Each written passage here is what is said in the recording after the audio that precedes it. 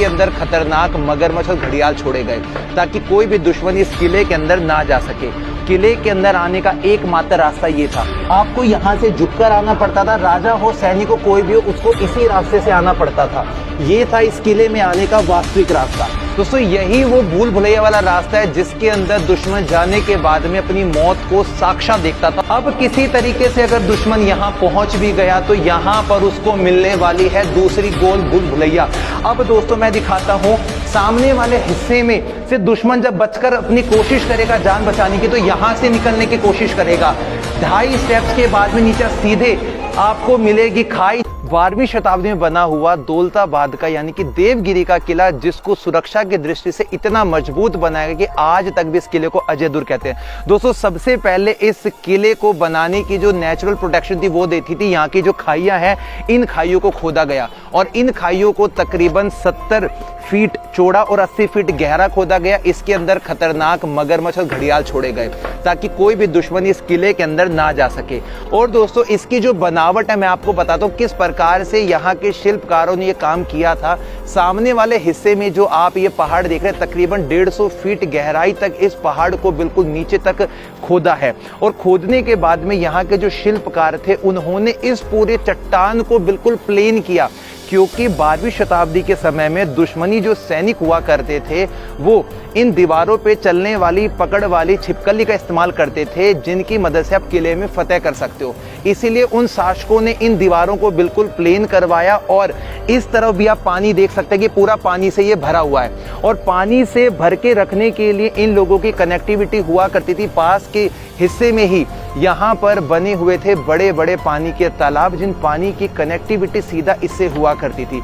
मैं आपको उस समय की एक टेक्निक दिखाता हूँ कि 12वीं शताब्दी के समय में जो यहाँ के भिल्लम पंचम यादव राजा थे उन्होंने इस किले में आने के लिए एक सीढ़ी बनाई थी और इस सीढ़ी पर एक बारी में केवल एक व्यक्ति ही आगे पीछे जा सकता था और इस पूरे हिस्से को पानी से भर दिया जाता था जब उनको लगता था कि दुश्मनी सेना उनके ऊपर आक्रमण करने का विचार कर रही है। तो 1189 के वक्त तक ये जो किला था पूरा अपनी मजबूती के उच्चतम स्तर पर पहुंच चुका था। लेकिन दोस्तों यहाँ पर बात बिगड़ जाती जब अलाउद्दीन खिलजी ने इस किले पर अपना शासन किया और इस किले को जीतने की कोशिश की। तो आज हम देख रहे हैं यादवों के समय में बनी हुई वो सीढ़ियां जिसमें एक बारी में एक ही व्यक्ति ऊपर की तरफ आ सकता था, आज के समय में यहाँ पर हमें देखने को मिल रही है। अब दोस्तों यहाँ पर यदि दुश्मन आ भी जाते हैं ना तो दुश्मनों को भूल भुलैया में डालने वाला वो मौत का दरवाजा उनका स्वागत करता था और छुपे हुए सैनिक दीवारों के चारों तरफ फैले रहते थे और दुश्मनों को हर हिस्से से शिकस्त देने की कोशिश किया करते थे। ये सामने वाली जो आपको गैलरी दिखाई दे रही है दोस्तों, इसे कहा जाता है अंधेरी मार्ग और इसी अंधेरी मार्ग के हिस्से में आप लोगों को घुमावदार रास्ते दिखाई देंगे। जिस घुमावदार रास्ते के अंदर यहाँ पर दुश्मनी सेना आ जाती थी और किले के अंदर जाने का एकमात्र जो रास्ता था वो यही हुआ करता था।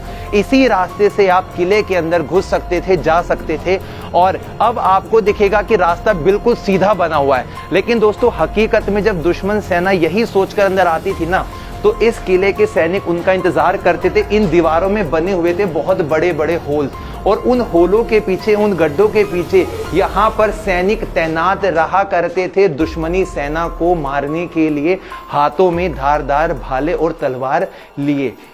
लेकिन आज के समय में आपको लाइट दिखाई दे रही है।